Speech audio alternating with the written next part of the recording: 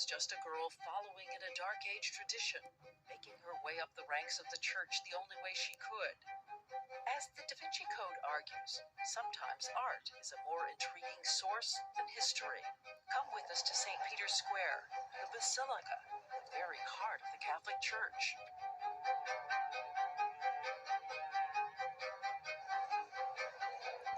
At the altar, carvings by none other than Gian Lorenzo Bernini in the 1600s, the favorite sculptor of all of the Vatican, indeed all of Italy. Look closely at the base of the columns. There, a woman with a papal crown over her head, and around her shield, symbols that evoke the female anatomy. And there's not just one figure of her, 8 of them. They seem to be telling a dramatic story. But what could it be?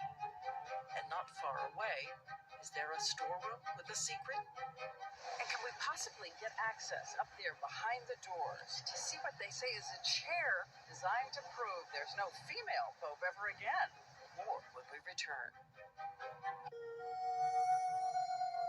Once again, Diane Sawyer. So a young woman decides to don a monk's robe and become a scholar, a teacher in the chaos of Dark Age Rome. Possible? Believable?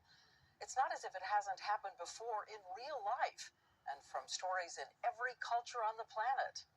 What my father learned and his father before him will be there for my eyes and ears.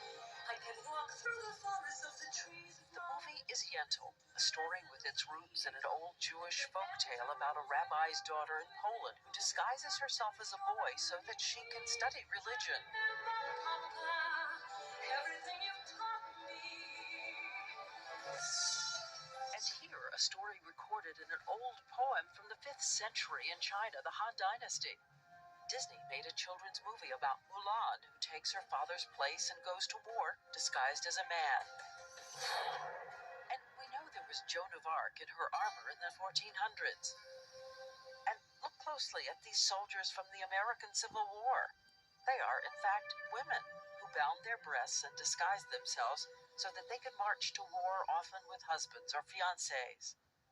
They sometimes stuck on beards or mustaches. Sometimes commanders would test them, throwing apples at them to see if they would try to catch them in non-existent aprons. Throughout history and in every culture, there are hundreds of verified accounts of women risking their lives to live with the power and possibilities of a man, and often paying the ultimate price. Like the girl said to have reigned as Pope undetected for 2.5 years. It is written that Joan was at the pinnacle of her power when something very human brought about her tabloid downfall on a narrow street near the Colosseum. So here we are, the street that looks like an ordinary crossroads today, but the story goes that this intersection is the scene of one of the greatest scandals in history. Go back to those ancient manuscripts penned by the scholars over the centuries. They write, 2.5 years into her reign, Pope Joan made an ordinary 3-mile trip to the Church of the Lateran in Rome, right up the hill. Our guide, Italian scholar Claudio Rendina, who recounts the tale handed down through the centuries. The procession came from Via dei Sante Quattro, went on Via dei Quartetti, and then continued on the big street of San Giovanni, as it was called at the time. She was the center of the papal procession, taking the straightest route between the Lateran and St. Peter's. Pope Joan was allegedly heading back to the Vatican, 3.5 miles, may have been mounting a horse when suddenly she felt a sharp pain and then another sharp pain. Contractions. Contractions? Something unimaginable seemed to be happening. The climb was making the Pope go into labor. The Holy Father was having a baby? The middle of the street, the Pope had a baby. She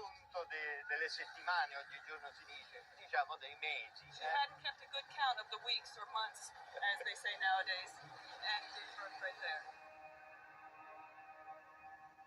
And then shock and horror, and then the story gets very confused because some of the records say she was killed and her child was killed right on the spot. Other records say she was sent to a convent and that her son grew up and later was Bishop of Ostia.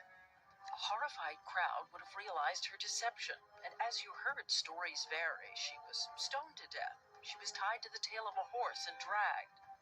Renaissance artists tried to capture the scene. In the varying accounts, the child lives, the child dies. But in most of them, Pope Joan perishes on that street.